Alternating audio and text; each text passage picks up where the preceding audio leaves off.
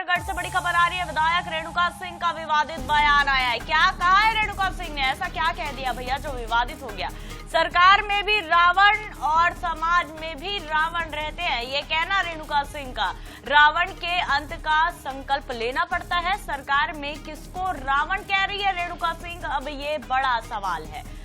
तो देखिए, कल विजयादशमी के दिन भी बीजेपी विधायक पुरंदर मिश्रा का कुछ ऐसा ही बयान निकलकर सामने आया। हालांकि उन्होंने कांग्रेस को रावण बताया था, लेकिन अब यहां पर जो रेणुका सिंह है उन्होंने साफ तौर पर समाज में भी रावण होने की बात कह दी। लेकिन समाज का रावण कौन है, ये भी बड़ा सवाल है।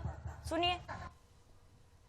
सरकार में भी रावण है, समाज में भी रावण रहते हैं, लेकिन रावण के अंत का संकल्प लेना पड़ता है।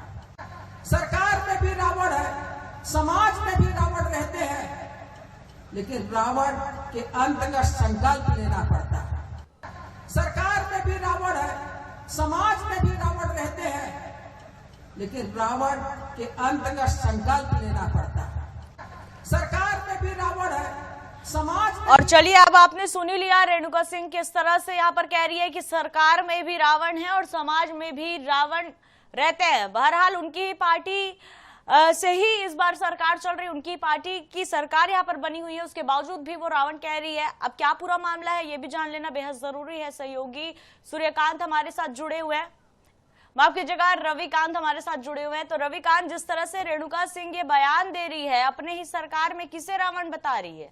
समाज तक तो दूर बाद में जाएंगे, लेकिन अपने ही सरकार में किसे वो रावण मानती है? जी हाँ, बिल्कुल। रेणुका सिंह खुद भाजपा से विधायक है, पूर्व में वो केंद्रीय मंत्री भी रह चुकी हैं। केंद्र और राज्य सरकार में दोनों में भाजपा की सरकारें हैं, फिर भी अगर वो सरकार में भी रावण रहते हैं कह रही हैं, तो बड़ा सवाल यही उठता है कि वो आखिर सरकार में रावण किसे बता रही हैं, या फिर राज्य सरकार में किस रावण कौन है, केंद्र सरकार में रावण कौन है। इसे लेते हुए भरतपुर सोनत विधानसभा के पूर्व विधायक गुलाब कमरो ने भी तंज कसा है। क्षेत्र में दीदी के नाम से पुकारे जाने वाली विधायक रेणुका सिंह से पूछा है कि दीदी आप नाम बताइए कि सरकार में रावण कौन है।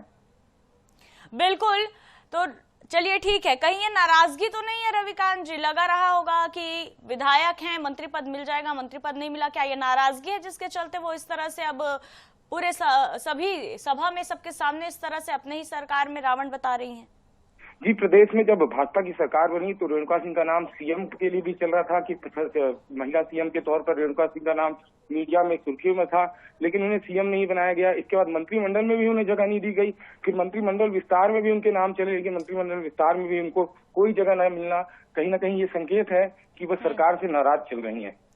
चलिए, तो अब ये नाराजगी है या फिर उन्होंने अब तक इस पर कोई सफाई तो नहीं दी है? हालांकि अब उनके अगले बयान का इंतजार रहेगा। फिलहाल तमाम जानकारी के लिए बहुत धन्यवाद।